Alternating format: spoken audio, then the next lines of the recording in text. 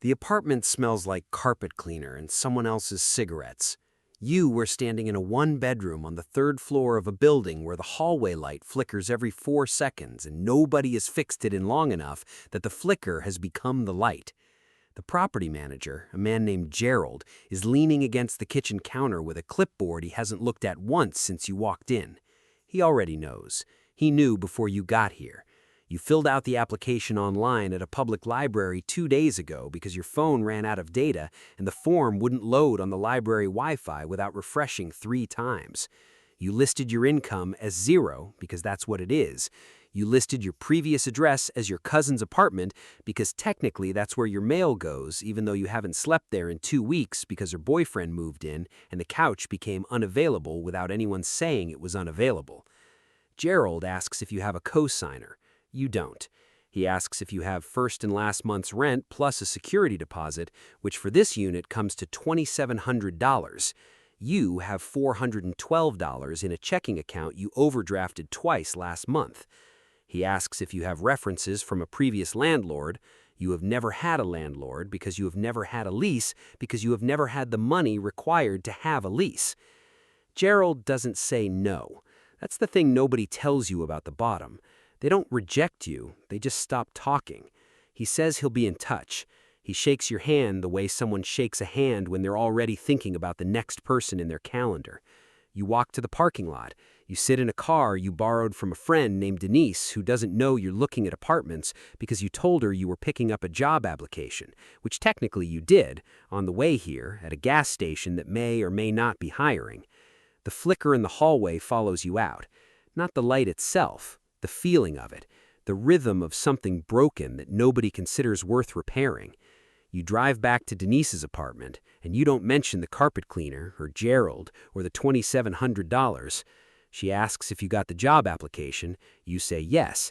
She says good luck. You say thanks.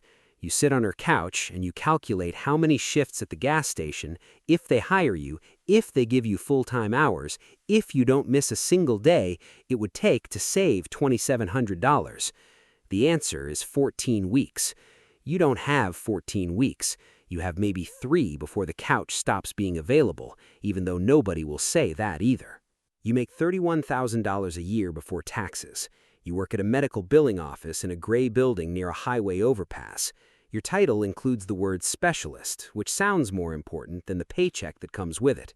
Your credit score is 619, which you know because you checked it on your phone in the bathroom at work last Tuesday, holding your breath as the number loaded like it was a medical result.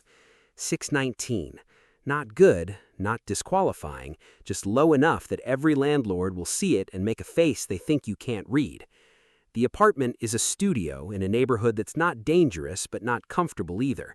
$840 a month. The landlord is a woman named Patricia who owns this building and 2 others within a 6-block radius.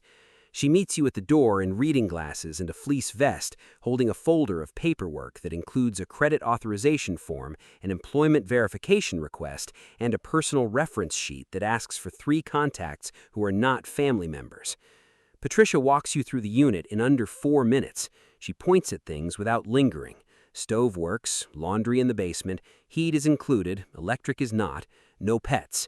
She doesn't ask what you do, she doesn't ask where you work, she asks what your gross monthly income is and whether you've ever been evicted. You answer both, and she writes something in the margin of the folder without showing you what it says.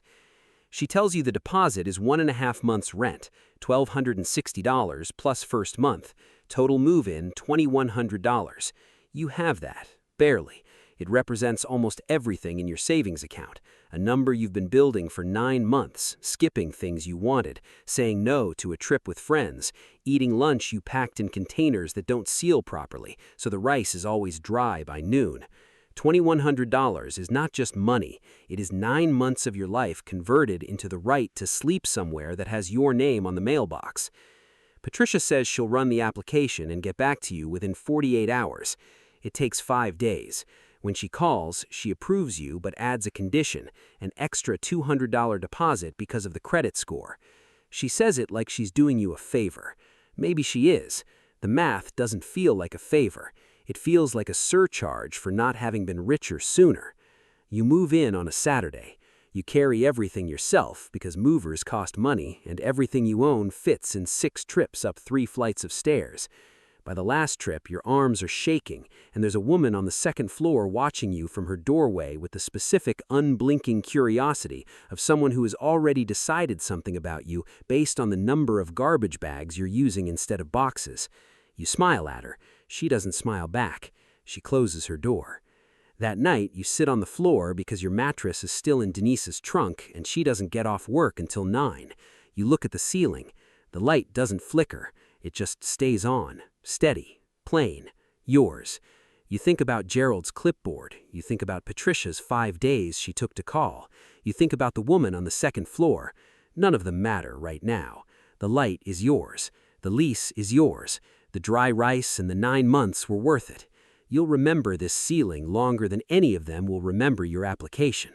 You work in healthcare administration now. The job found you the way most real jobs find people, through a former coworker who remembered your name and thought of you when a position opened up. Your title has the word coordinator in it, which means you do the work of a manager without the salary or the parking spot. Your credit score is 734.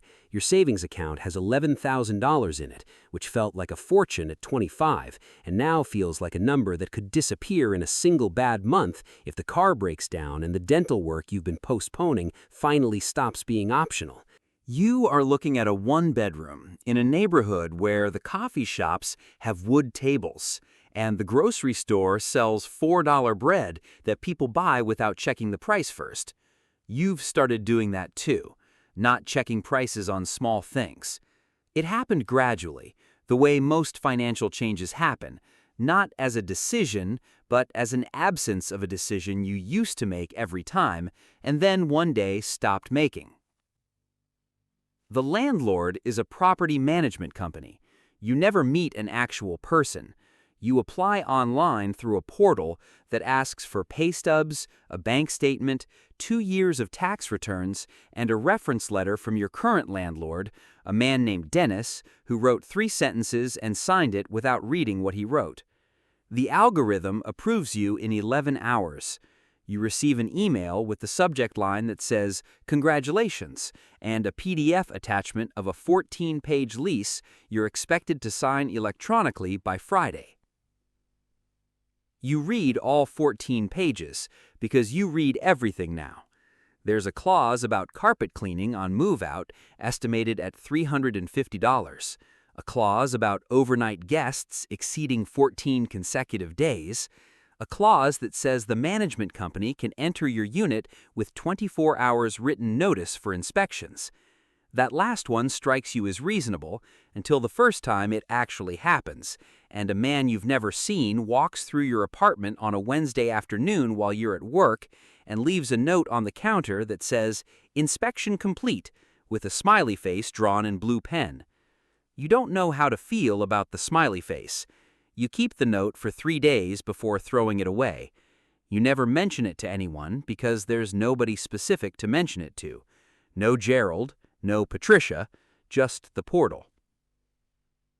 Nobody treats you badly here. That's the thing about this tier. Nobody treats you at all. You are a unit number and a direct deposit. The rent is $1,700. It leaves your account on the 1st of every month through an auto pay you set up once and haven't thought about since. In return, the hallway light never flickers, the elevator always works, and the lobby has a potted plant that someone waters on a schedule you've never figured out. The plant is always green, the lobby always smells faintly of lemon, and the distance between this and Patricia's building is not measurable in miles. It is measurable in the feeling of being evaluated versus the feeling of being processed. You're not sure which one is worse. You just know they're different. You've been promoted twice. Your credit score is 788. The number stopped meaning what it used to mean, which was a judgment, and started meaning what it actually is, which is a key. At 619, it locked doors. At 734, it opened them slowly. At 788, they opened before you reach for the handle. You are now looking at apartments you don't need but want, which is a distinction that still makes you feel guilty in a way you haven't fully examined. The building has a doorman named Marcus, who holds the door with both hands and says, "Good afternoon," before you've said anything at all. The lobby has a plant that someone waters, but you've never seen who. The elevator has a mirror, and the mirror is clean in the way that tells you someone's job specifically is to keep it clean. The leasing agent is a woman named Morgan, who offers you sparkling water from a small refrigerator during the tour. She asks what neighborhood you're coming from. She asks what matters most to you in a living space. She asks if you'd prefer south-facing light or a larger closet, as if these are equivalent decisions, which in this building at this price point they apparently are. These are not questions Gerald would have understood. These are not questions Patricia would have considered worth asking. These are questions that exist only above a certain altitude, and you've arrived at that altitude so gradually that the air changed without you noticing until right now. The application is approved before you finish the tour. Morgan calls you by your first name 4 times during the walkthrough. She gives you her cell phone number and tells you to text any time if you need anything at all before move-in. You have never been given a landlord's cell phone number. You have been denied, surcharged, ignored, processed, and algorithmically approved. You have never been given a cell phone number and told to text any time. You move in on a Saturday. This time, movers carry everything. 3 men in gray t-shirts with a truck that says, "Careful hands" on the side. You tip each of them $40 because you read somewhere that was the right amount, and you've reached the point where $40 3 times is a decision you make without doing the math first. That night, you stand at the window. You can see the neighborhood where Patricia's building is, not the building itself, just the neighborhood. The distance between here and there is 8 years, 2 promotions, and roughly 400,000 decisions that nobody saw you make. You own your apartment now, a 2-bedroom in a building you used to walk past on your way to the studio, where Patricia charged you an extra deposit for a credit score that no longer exists in any system. The mortgage broker, a man named Elliot, processed your application in 3 days and called to congratulate you personally, which felt strange because you'd never been congratulated for spending money before. He used the phrase "pre-approved" as if it were a compliment. You thanked him the way you'd thank a doctor for good test results. But here's the part that shifts. You are now also renting out the 1-bedroom you bought 2 years ago as an investment property. You are a landlord. The word doesn't sit the way you expected. You imagined it would feel like power. It feels more like responsibility with paperwork attached. The first tenant application comes through your property manager, a quiet, efficient woman. The woman on the form has a credit score of 611 and lists her income as $34,000. She works at a call center. She's 24. She attached a note to the application, not a cover letter, not a formal document, just a note, typed in the body of the email that says she's reliable and hardworking and has never missed a payment on anything in her life. The note is 3 sentences long. You read it 4 times. You think about Gerald's clipboard. You think about Patricia's extra $200 deposit. You think about the gas station application, and Denise's couch, and the carpet cleaner, and the hallway light. You think about sitting on a floor in an empty studio waiting for a mattress because you couldn't afford the movers and the deposit in the same month. You think about how the entire trajectory between that floor and this desk was one continuous line of people either saying yes to you or almost saying no. You approve her. You don't add a surcharge. Rosa tells you this is above average risk for the unit and recommends requiring a guarantor. You say that won't be necessary. She asks if you're sure. You say yes. You don't explain why.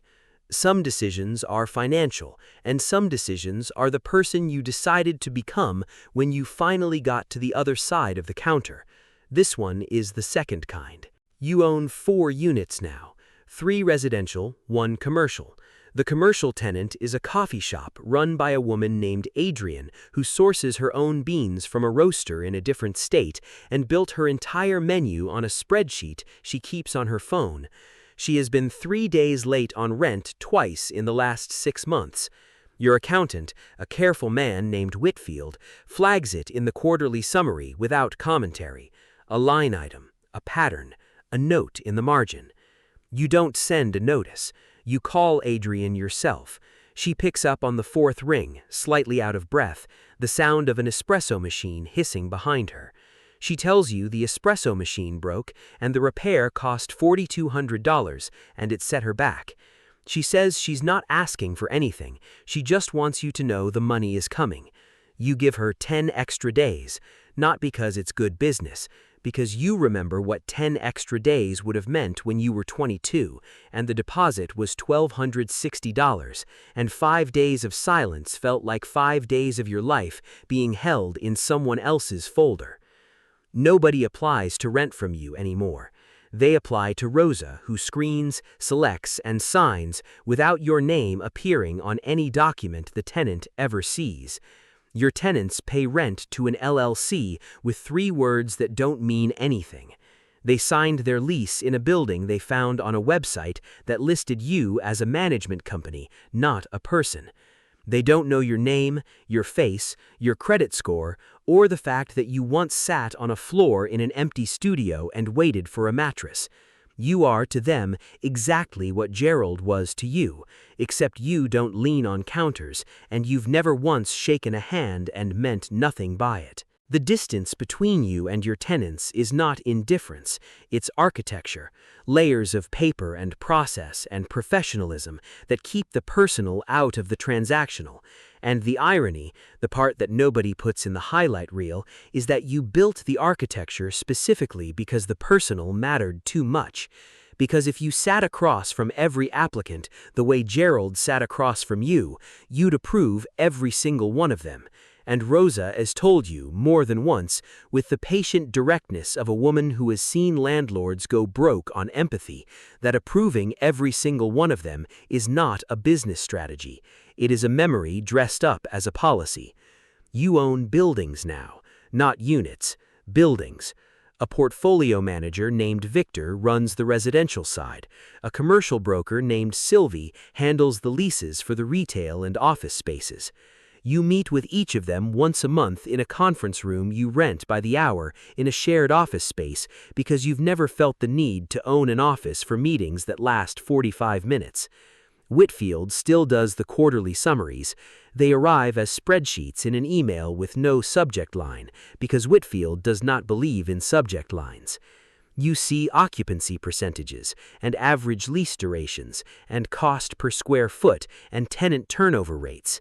You see human beings reduced to numbers inside columns, inside spreadsheets, inside emails, inside a phone you check between other things that feel more urgent, which is most things at this level because the buildings run themselves and the people inside them are managed by people who are managed by people who report to you in summaries you read in 11 minutes. The woman from Tier 5, the one with the 611 credit score, who attached the note, moved out 2 years ago. Rosa processed the turnover, new tenant in within 19 days. You never knew the first woman's name. You approved her, and then the system absorbed her, the way systems absorb everyone eventually. The note she wrote, the one you read 4 times, exists somewhere in Rosa's files. You haven't thought about it in months. When you do think about it now, standing at the window of a building you own 13% of, looking down at a street where someone is probably sitting in a car in a parking lot, doing math the same way you once did, you feel something that isn't guilt and isn't nostalgia. It's closer to the recognition that the machine you built to protect yourself from becoming Gerald has also, quietly, without your permission, protected you from remembering what it felt like to be the person Gerald looked through. You don't have tenants. You have portfolios. You don't have landlords. You are the reason landlords exist in certain zip codes because the development company you control decides where buildings get built, what they charge, who they serve, and how many units are designated affordable, a word that at this level means something different than it meant when you were the one who needed it to apply to you. A development company bearing 3 words that don't Google well broke ground on a mixed-use project last March. 800 residential units, 42 retail spaces, a parking structure that will generate $18,000 a month before a single person moves in. The project has a name. The name was chosen by a branding firm that was paid $90,000 to test 4 options with 3 focus groups in 2 cities, and the winning name means absolutely nothing, which is the point. Somewhere on the 14th floor of a building that hasn't been finished yet, there will be a studio apartment, $840 a month, heat included, electric not, no pets. A woman will apply with a credit score she checked on her phone in a bathroom at work, holding her breath while the number is loaded. A man with a clipboard will walk her through in under 4 minutes. He'll point at the stove, mention the laundry in the basement, ask about cosigners and deposits and previous landlords.